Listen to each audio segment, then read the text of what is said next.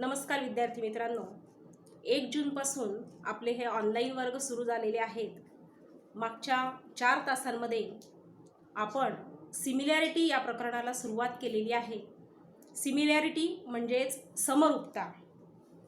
या प्रकरणामध्ये आपण आतापर्यंत काय काय अभ्यासलेलं आहे, तर 2 त्रिकोणांचा जो एरिया असतो तो त्या त्रिकोणाच्या संगत पाया आणि उंची यांच्या गुणाकाराच्या गुणोत्तरा इतका असतो. त्यानंतर आपण पहिली कंडिशन यामध्ये बघितली की 2 त्रिकोणांच्या क्षेत्रफळांचं गुणोत्तर त्यांच्या पायाच्या गुणोत्तरा इतकं असतं जर त्यांची उंची समान असेल तर. दुसरी कंडिशन आपण बघितली की जर 2 त्रिकोणांचा पाया समान असेल तर त्यांच्या क्षेत्रफळांचं गुणोत्तर त्यांच्या संगत उंचीच्या गुणोत्तरा इतकं असतं. आणि जर 2 त्रिकोणांचा पाया आणि उंची दोघंही समान असतील तर त्या त्रिकोणांचं गुणोत्तर क्षेत्रफळांचं गुणोत्तर हे 1 असतं. यानंतर आपण प्रॅक्टिस सेट 1.1 मधली उदाहरणं अभ्यासलीत. महत्त्वाचा थेरम या प्रकरणातला बेसिक प्रपोर्शनॅलिटी थेरम हा सुद्धा तुम्ही अभ्यासलेला आहे. त्यानंतर कोन दुभाजकाचं जी प्रॉपर्टी असते ती तुम्ही बघितलीत. आणि आता आपण शिकणार आहोत property of 3 parallel lines and their transversals. आता आपण 3 समांतर रेषा म्हणजे 3 पॅरलल लाईन्स जर या कन्सिडर केल्या आणि ह्या त्यांच्या 2 ट्रान्सव्हर्सल आहेत. 3 समांतर रेषांना आपण L, M आणि N नावं देऊ आणि या 2 ट्रान्सव्हर्सलला P आणि Q नाव देऊ. यामुळे हे जे इंटरसेप्ट तयार झाले A, B, दुसरा इंटरसेप्ट B, C, तिसरा इंटरसेप्ट L,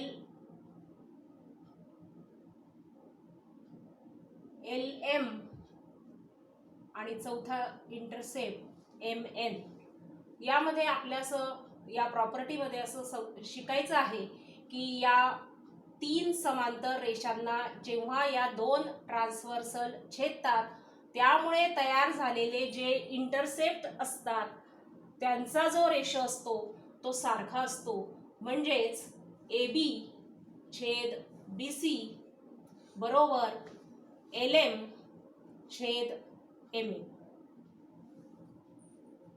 ही प्रॉपर्टी आपल्याला आता उदाहरणांमध्ये वापरायची आहे आणि याच्यावर आधारित उदाहरणं आपल्या प्रॅक्टिस सेट 1.2 मध्ये दिलेले आहेत.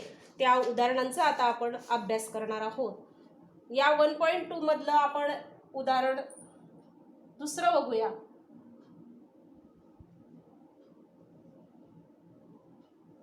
या पद्धतीने आकृती दिलेली आहे.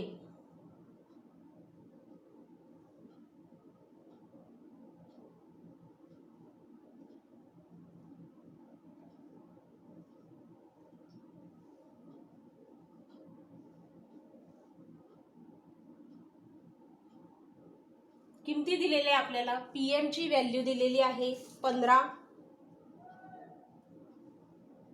PQ ची व्हॅल्यू पूर्ण दिलेली आहे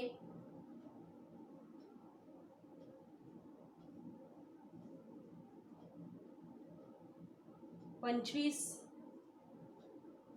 PR 20, NR 8 आणि आपल्याला NM ही line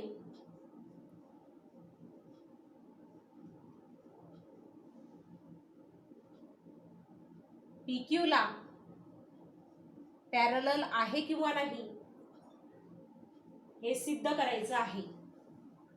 line NM parallel to PQ हे आपल्याला प्रूव्ह करायचं आहे. या ठिकाणी आपण बेसिक प्रपोर्शनॅलिटी थेरम याचा वापर करणार आहोत.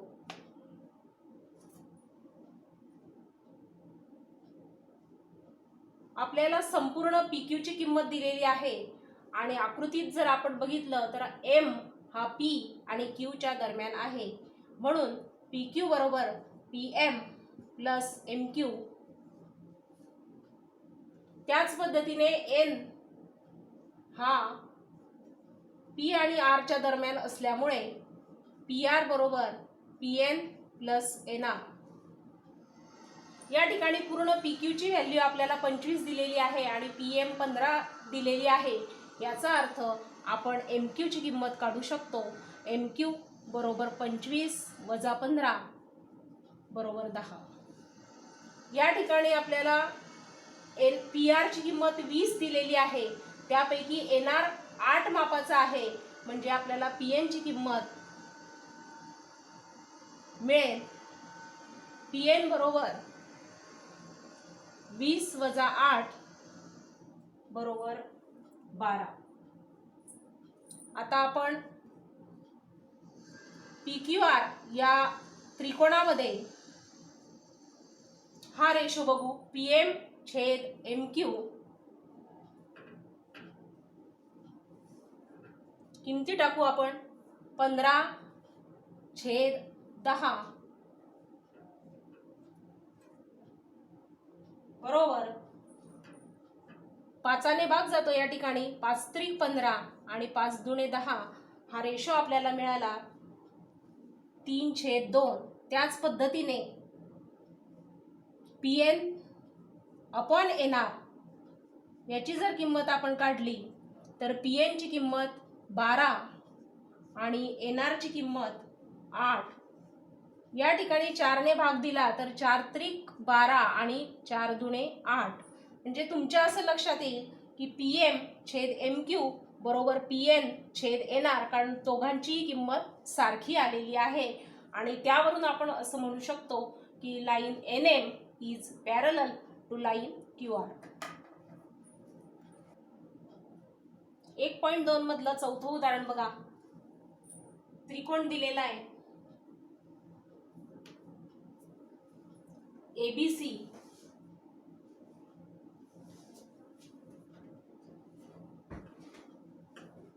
या ठिकाणी P आणि Q आणि हा जो कोन आहे APQ 60 अंशाचा दिला आहे, त्याचप्रमाणे ABC हा सुद्धा 60 अंशाचा दिलेला आहे आणि आपल्याला प्रूव्ह करायचं आहे AB upon PB is equal to AQ upon QC.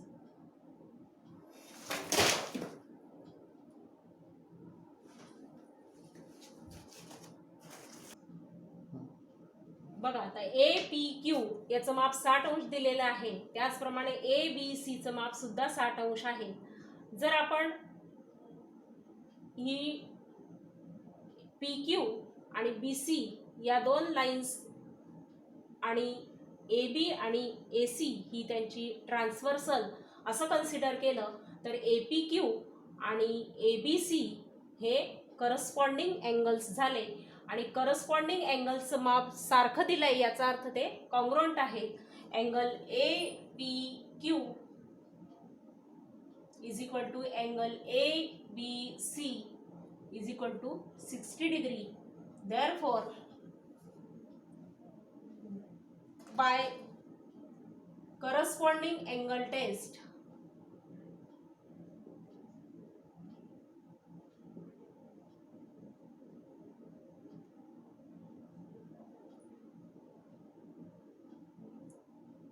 line PQ is parallel to line BC.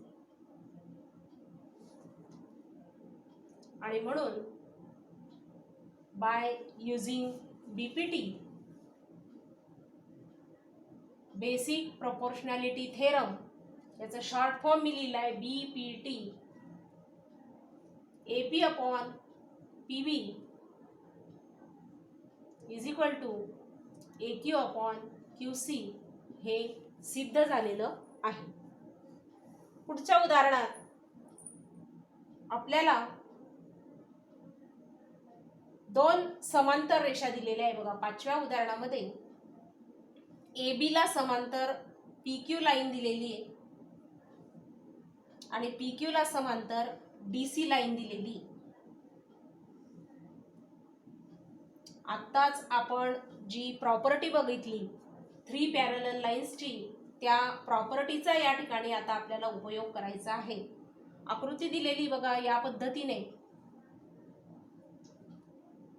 माप दिलेली आहेत. AP ची 15 माप दिलेलं आहे, PD 12 दिलेला आहे, BQ विचारलेला आहे क्वेश्चन मार्क, आणि QC चं माप 14 दिलेलं आहे. AB is parallel to PQ and PQ is parallel to DC. 3 parallel lines and AD and BC are their transversal. So by using property of 3 parallel lines, AP upon PD is equal to BQ upon QC. म्हणजे आपण ज्या प्रॉपर्टीचा अभ्यास केला त्याचा उपयोग आता या ठिकाणी आपल्याला करून BQ ची किंमत काढायची आहे. किमती जर आपण टाकल्या तर 15/12 बरोबर BQ ची किंमत विचारली म्हणून BQ आहे तसाच लिहिला, BQ/14. क्रॉस मल्टिप्लाय केलं, तिरकस गुणाकार केला तर 12 गुणिला BQ बरोबर 15 गुणिले 14, आणि BQ ची किंमत आपल्याला यावरून मिळेल 15 गुणिले 14/12. या ठिकाणी भाग दिल्यानंतर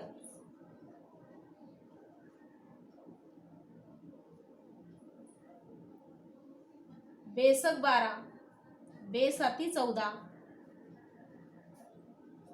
3 दुणे 6, 3 पाचे 15, वर उरले 5 गुणिले 7 म्हणजे 35/2, आणि 35 ला जर 2 ने भाग दिला तर उत्तर येईल 17.5 17.5. 7वं उदाहरण बघा.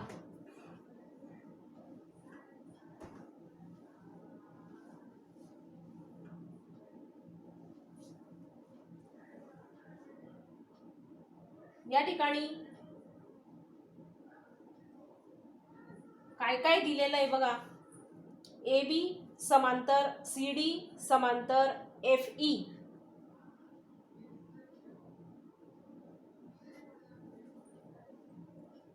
AB CD ला समांतर आहे, पॅरलल आहे. CD EF ला पॅरलल आहे, म्हणजे या 3 पॅरलल लाईन्स आहे AB, DC आणि EF, आणि यात 2 त्यांच्या ट्रान्सव्हर्सल आहेत. व्हॅल्यूज दिलेला आहे या ठिकाणी 8, 4, 12 आणि x. विचारलेलं काय या गणितात? Find x and AE.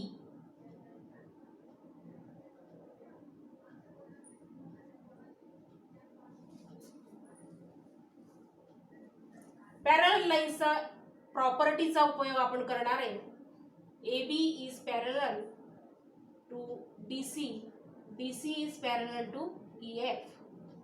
3 lines समांतर असतील, पॅरलल असतील, आणि जर त्यांच्या ट्रान्सव्हर्सल दिलेल्या असतील तर त्यामुळे तयार होणारे जे इंटरसेप्ट असतात त्यांचा रेशो समान असतो, अशी प्रॉपर्टी आपण सुरुवातीलाच बघितली. त्याच प्रॉपर्टीचा या ठिकाणी उपयोग करणार आहोत, आणि म्हणून तयार होणारे हे जे इंटरसेप्ट्स आहेत BD upon DF is equal to AC upon CE. BD upon DF is equal to AC upon CE. किमती टाकूया. 8 upon 4 is equal to 12 upon x. Cross multiply करून x ची किंमत आपल्याला मिळेल 8 into x is equal to 12 into 4 x is equal to 12 into 4 divided by 8. 12 into 4, 12ला 4ने गुणलं तर गुणाकार येतो 48. 48/8 म्हणजेच 8ने भाग जातो या ठिकाणी. 8 1 8, 8 6 48 आणि म्हणून x ची किंमत आपल्याला या ठिकाणी 6 मिळालेली आहे. आणखी आपल्याला AE सुद्धा काढायची आहे. AE काढण्यासाठी आकृतीत जर आपण बघितलं तर C पॉइंट हा A आणि E च्या मध्ये आहे, म्हणून AE is equal to AC plus CE as A', C', E. AE is equal to AC plus CE. AE is equal to AC ची व्हॅल्यू 12, CE म्हणजेच x आणि x ची किंमत आपण काढलेली आहे 6 आणि 12 प्लस 6 इज इक्वल टू 18. या पद्धतीने आपण AE ची किंमत काढलेली आहे. अशाच पद्धतीचे आणखी उदाहरणं काही दिलेले आहेत, ते तुम्ही घरी वर्गपाठाच्या वहीत सोडवायचे आहेत. याच्या पुढचा जो भाग आहे तो आपण पुढच्या तासाला बघणार आहोत. मागच्या तासाला तुम्ही अँगल बायसेक्टर प्रॉपर्टी यूज करून त्यावरचे कोणते गणित आहेत हे सरांनी तुम्हाला सांगितलेले होते. त्याच पद्धतीचे उदाहरणं उरलेले तुम्ही घरी सोडवायचे आहेत. हे जे 10व्या पद्धतीचं उदाहरण आहे, अशा पद्धतीचं उदाहरण रिकाम्या जागांच्या स्वरूपात दरवर्षी बोर्डाच्या परीक्षेत विचारलं जातं, म्हणून 10वं गणित आपल्या परीक्षेच्या दृष्टीने महत्त्वाचं आहे. यावर्षीपासून बीजगणित आणि भूमिती या विषयाची कृतीपत्रिका आपल्याला सोडवायची आहे. कृतीपत्रिकेमध्ये या पद्धतीचे 10व्या उदाहरणासारखे रिकाम्या जागा भरा या स्वरूपामध्ये गणित येणार आहेत, म्हणून अशा प्रकारच्या उदाहरणांची जास्तीत जास्त प्रॅक्टिस आपण घरी करायची आहे. उरलेले सर्व उदाहरणं आणि शिकवलेले उदाहरणं असे स्वतंत्र वर्गपाठाच्या वहीमध्ये लिहून ठेवायचे आहेत. जेव्हा आपली शाळा सुरू होईल त्यावेळेला तुमच्या या वह्या बघितल्या जातील, त्यामुळे हा अभ्यास आपण पूर्ण करायचा आहे.